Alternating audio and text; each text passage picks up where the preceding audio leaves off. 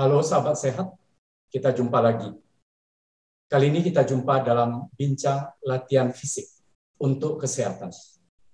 Dan mohon bantuan Anda untuk like, subscribe, dan bagi-bagikan video saya kepada rekan-rekan Anda. Terima kasih.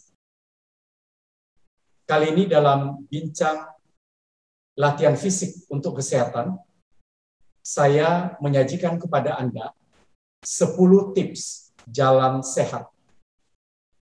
Tips yang pertama adalah sepatu yang tepat. Sepatu yang tepat untuk jalan adalah sepatu yang tumitnya empuk dan ringan. Jadi Anda jangan memakai sepatu yang tumitnya keras, karena akan menyulitkan Anda dan akan untuk jangka panjang memberikan gangguan pada tumit Anda. Kemudian sepatu itu memungkinkan terjadinya pertukaran udara. Karena kalau tidak, kaki Anda berkeringat, kemudian kelembaban meningkat, dan lama-kelamaan bisa terjadi gangguan jamur, infeksi jamur pada kaki Anda. Sepatu itu juga harus tahan air, dan tidak terlalu longgar atau terlalu ketat. Karena kalau terlalu longgar, tidak mampu menahan kaki Anda.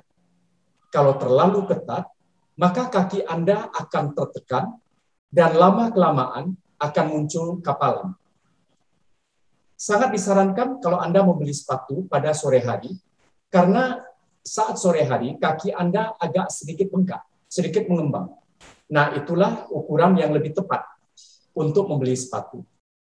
Dan kalau Anda belum memiliki sepatu jalan yang tepat, maka Anda bisa pakai sepatu lari. Tetapi jangan memakai sepatu misalnya untuk bermain basket, bermain voli, bermain sepak bola. Kemudian tips yang kedua, musik. Why not? Memang disadari bahwa musik ketika Anda berjalan itu bisa membahayakan. Karena bisa jadi Anda tidak mendengar suara-suara di sekitar Anda, apalagi Anda jalan dekat dengan jalan raya atau jalan besar. Nah, karena itu pakailah headphone yang memungkinkan masuknya suara dari luar. Dan suara Anda hendaknya sekecil yang masih bisa Anda nikmati. Jadi jangan besar, tetapi jangan terlalu kecil sehingga Anda tidak bisa mendengar apa-apa. Tips yang ketiga, telepon genggam jangan bikin masalah. Jadi kalaupun Anda membawa telepon genggam, abaikan dering telepon itu kalau Anda sedang jalan. Karena sekali lagi bisa membahayakan Anda. Tetapi apabila Anda merasa bahwa dering itu sangat penting, maka Anda bisa berhenti sejenak dan selesaikan urusan Anda, kemudian baru jalan lagi. Yang berikutnya, ada Molly, bawa serta. Si Molly, ya hewan peliharaan Anda, siapapun namanya, itu menjadi motivasi Anda. Membawa seekor anjing yang biasa akrab dengan Anda, bisa menjadi motivasi Anda. Lebih memungkinkan Anda mencapai target waktu berjalan, karena pasti setiap hari dia mesti dibawa jalan, dan kemudian hewan ini adalah hewan yang tidak kenal lelah, sehingga Anda tanpa sadar akan berjalan bersama dia untuk beberapa waktu. Tips yang kelima, bijak pilih pakaian. Jadi gunakan pakaian yang sedikit longgar, nyaman, dan memungkinkan pertukaran udara. Karena kalau pakaian Anda ketat, apalagi terasa panas, gerah, maka Anda menjadi tidak nyaman. Kemudian Anda akan tenggelam di dalam lautan keringat. Gunakan pelindung sinar matahari jika Anda berjalan di bawah terik. Jangan biarkan kulit Anda seluruhnya terpapar dengan terik matahari. Jadi Anda mungkin perlu pakai topi yang tepat, pakai kacamata hitam supaya tidak mengganggu lensa Anda, mengganggu mata Anda, dan tentunya jangan lupa pakai sunscreen untuk melindungi kulit Anda. Kemudian, pikirkan apakah perlu perlengkapan peralatan penangkal hujan, siapa tahu. Kemudian tips yang berikut adalah menghitung langkah. Ini penting untuk tahu ketercapaian target Anda. Berapa kilometer Anda mesti berjalan, dalam berapa lama, dan berapa langkah. Nah, ini penting.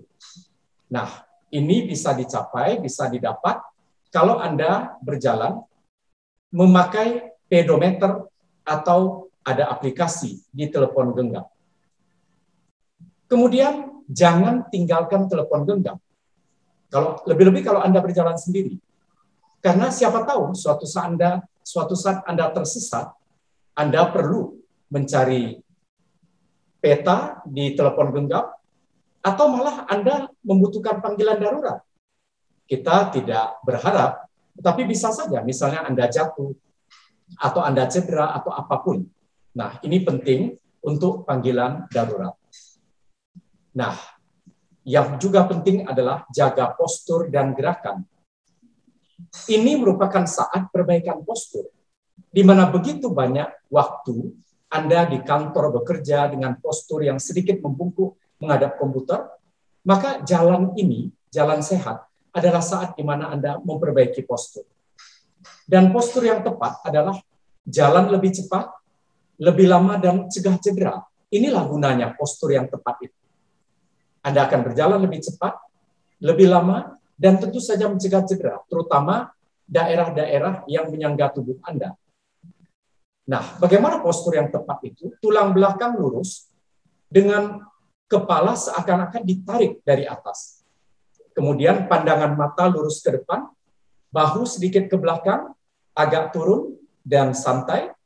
Kemudian ayunan tangan begitu santainya.